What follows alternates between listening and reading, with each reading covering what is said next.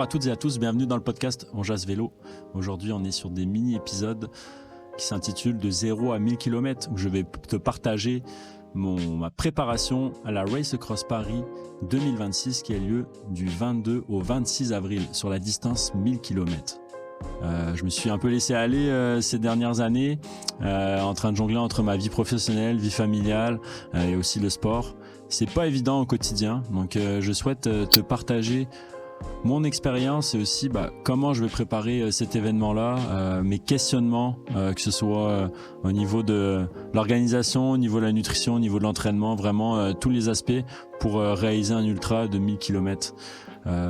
J'espère que ça va pouvoir t'aider toi aussi à réaliser des défis pour la saison 2026. Bonne écoute. Pour faire suite à l'épisode précédent où c'était comment jongler vie de famille, vie professionnelle et vie sportive, aujourd'hui ça va être un épisode sur le mouvement en tant que tel. Pas nécessairement être père ou mère de famille pour parler de mouvement. Donc là c'est vraiment quelque chose de plus généraliste. Je le répète à chaque fois, chaque mouvement compte et je suis persuadé que c'est pas parce que tu fais beaucoup de vélo que tu te focuses vraiment sur le vélo que tu vas réussir tout ça. Je pense que tout compte. On n'est pas des sportifs professionnels, on n'est pas des cyclistes ou des coureurs professionnels. Donc oui, des fois c'est pas idéal, mais t'aimerais rouler 7 heures, 8 heures, 10 heures de vélo par semaine, mais c'est pas possible. Moi en tout cas ça l'est pas, en tout cas pas l'hiver, ça c'est sûr. Même l'été c'est un petit peu plus compliqué ces derniers temps, donc je pense que tout compte. La marche déjà, tu sais, aller te déplacer beaucoup plus en marchant, aller chercher ta baguette de pain, aller au dépanneur à pied, aller à l'épicerie, aller faire des petites choses que tu faisais en auto puis que finalement tu pourrais le faire en marchant. Ça c'est important. Les petites marches digestives, etc. Tout ça, ça compte. La course à pied aussi. Des fois, on a moins le temps pour rouler, ça prend plus de temps. Là, t'équiper, partir avec ton vélo, t'as oublié de l'entretenir.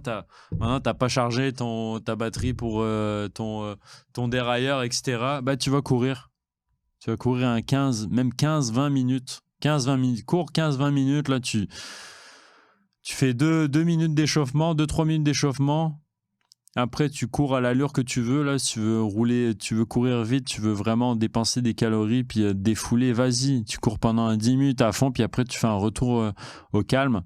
Ça compte, ça fait du bien. C'est du mouvement, c'est du temps cumulé. Le vélo, on a plein de sortes différentes. Ça peut être du commuting, ça peut être faire du Zwift, mais peu importe l'intensité, là, tu peux faire une course, tu peux faire un entraînement structuré, tu peux aller te balader à l'allure que tu veux sur Zootopia. Non, c'est Zootopia, c'est Watopia. Zootopia, c'est un film Disney, je pense. Voilà, donc tu peux aller te balader là-dedans. Tu peux faire du ski de fond, du patin à glace. Quand tu vas patiner, tu vas jouer au hockey, ça compte. Quand tu fais des sports collectifs, ça compte. Quand tu vas jouer au soccer, tu vas jouer n'importe quoi. Tout ça, ça compte dans ton entraînement. Donc, un truc qui pourrait être utile pour aller chercher un nombre d'heures intéressant à chaque semaine, c'est que tu te mets un objectif réalisable. Je serais content si dans ma semaine, j'ai fait au moins, moi je suis pas mal à 7 heures. Tu sais, je parle du principe 1 heure par jour en moyenne. Donc des journées je vais faire plus, des journées je vais faire moins, mais en moyenne 1 heure d'exercice par jour, je trouve que c'est quand même quelque chose d'intéressant. Donc j'essaye dans ma semaine de voir où est-ce que je suis rendu. Donc idéalement, si tu gardes le ratio 1 heure d'entraînement par jour, ça va bien, mais des fois, tu commences le lundi, tu as juste fait 30 minutes, puis le mardi, 45. Donc là, du coup, tu as un autre 45 minutes à aller chercher. Comment je vais aller chercher ce 45 minutes manquant des 2 premiers jours? Donc, je vais essayer de trouver des stratégies. Au gym, par exemple, j'ai un entraînement au gym le matin ou le midi. Plutôt que d'y aller en auto, je vais aller en courant. Puis là, j'ai j'ai un 7 km aller, 7 km retour. Donc là, j'ai une bonne heure et quart de course à pied à faire. Surtout l'hiver, ça court pas vite avec la neige. Plus mon entraînement qui va durer 35 minutes. Bah là, voilà, j'ai rattrapé du temps de retard sur ma semaine. Donc, essayer de gager sa semaine, puis tu pars à 1 heure d'entraînement par jour. Puis, bah, si tu commences mal ta semaine, bah, tu sais que tu vas devoir rattraper. Donc, peut-être qu'au début, tu vas un peu te laisser aller au début de la semaine. Puis là, tu vas être rendu le mercredi. Tu dis, j'ai juste fait 1h30 d'entraînement. Il va falloir que je rattrape. Puis, mais en même temps, à la fin de semaine, j'ai beaucoup de choses à faire avec la famille. Donc, je pourrais pas m'entraîner autant que je pourrais. Donc, bah, tu vas peut-être pas réussir la première semaine. Mais la semaine d'après, dès le jour 1, le lundi, bah, tu vas t'assurer de faire 1 heure. Donc, tu sais, tu peux le cumuler en plein de petits entraînements, là. Tu sais, tu peux aller le matin, là, avant de déjeuner, avant de partir ta journée, bah, t'as pas nécessairement beaucoup de temps, bah, tu vas aller courir un petit 20 minutes. Tu rentres chez toi. Ben, le soir, quand tu rentres, je sais pas, moi, tu vas aller te faire un petit 10 minutes avec des push-ups, des abdos. Puis finalement, quand tu as endormi les enfants, ben, tu vas faire un petit 30 minutes de Zwift tranquille à regarder la télé plutôt que de veger sur ton divan. Puis finalement, tu auras accumulé 1 heure. Oui, tu l'auras fait en 3 fois. C'est pas idéal, mais tu as fait quand même 1 heure d'entraînement. Oui, je sais, tu aurais préféré prendre 1 heure pour toi pour le faire, mais c'est pas possible. Donc, c'est une bonne alternative. Essayez de cumuler à chaque semaine des objectifs de temps. Kilomètres, c'est un peu compliqué parce que quand tu veux faire du kilomètre de vélo, ça fait faire juste un sport. Bah, finalement, tu te dis, bon, bah, vu que je ne vais pas réussir à faire mes kilomètres de vélo, bah, je ne vais pas les courir, je vais optimiser mon vélo, etc. Donc, vraiment, focus-toi sur un temps d'exercice total sur la semaine. Et peu importe le type d'exercice, le but, c'est vraiment de cumuler du temps. Puis, bah, ça va être bénéfique en bowling. Là, t'es mieux de faire ça que de rien faire. Puis, bah, si t'es vraiment bon dans ton organisation, puis tu te dis, bah, moi, mon objectif, c'est de faire 150 km de vélo par semaine, bah, tant mieux. Si tu veux le mettre en course à pied aussi, tu veux faire un 20-30 km par semaine, tant mieux. Mais déjà, fais avec le temps, peu importe le sport. On s'en fout. Le but, c'est d'avoir du temps cumulé. Puis, regarde pas sur les réseaux sociaux, là, quand tu vas sur Strava, sur ta page principale d'activité, c'est marqué ton nombre de kilomètres ou d'heures que tu as fait en vélo, c'est découpé par sport. Ça peut être un peu décourageant. Là, tu te dis finalement, j'ai pas fait beaucoup de vélo cette semaine. Mais si tu as un compte premium, normalement, tu as un calendrier où tu vois tes exercices que tu as fait à chaque jour, à chaque semaine. Puis c'est cumulé dans tous les sports. Moi, c'est ce que je regarde.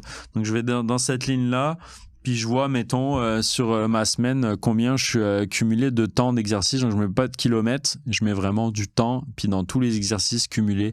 Puis ça te permet d'avoir un bel aperçu, de voir aussi ta régularité. Puis en bowling, si tu arrives à cumuler ça, tu vas voir que tranquillement pas vite, au bout d'un mois, tu auras cumulé 4 semaines de sport à 7 heures, puis en t'ayant entraîné, je sais pas moi, 5, 6, 7 fois par semaine. Et puis, tu vas être vraiment fier de toi. Puis après, tu pourras peut-être te challenger pour rajouter peut-être de l'intensité.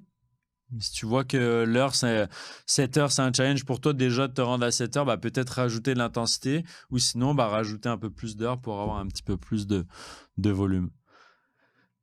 N'hésite pas également à te mettre des jours de repos. Donc, c'est pour ça que si tu es capable d'en faire un peu plus d'une journée à l'autre, ça te permet d'avoir aussi un petit peu plus de temps pour te reposer. Moi, je trouve ça nécessaire. Je suis pas vraiment de la team à m'entraîner 7 jours par semaine. Moi, je suis plus à m'entraîner 5 à 6 jours par semaine, 1 ou 2 journées de repos. Mais ce qui implique, c'est que va falloir que tu fasses des journées avec un petit peu plus d'entraînement. Donc moi je le cumule beaucoup avec le commuting où justement aller au gym en courant ou en vélo, ça me permet d'avoir un petit peu plus de temps cumulé dans l'entraînement. Puis je vais avoir vraiment des blocs, tu sais, 2 fois par semaine je vais aller en courant au gym, aller-retour un 14 kilos plus mon 35 minutes d'entraînement. Donc là je fais ça le midi, là je prends 2 heures de pause pour pouvoir le faire, 1h30, 2 heures. Puis ça me permet d'avoir ce temps-là pour moi pour m'entraîner. Puis la fin de semaine, j'ai pas le temps. Là. La fin de semaine, là, je m'entraîne 1 heure par jour max là, parce que je me focus vraiment pour la famille. Donc voilà. moi, je vous conseille vraiment de vous challenger sur mettre un nombre d'heures minimal que vous aimeriez faire par semaine, puis vous essayez de vous y tenir le plus possible.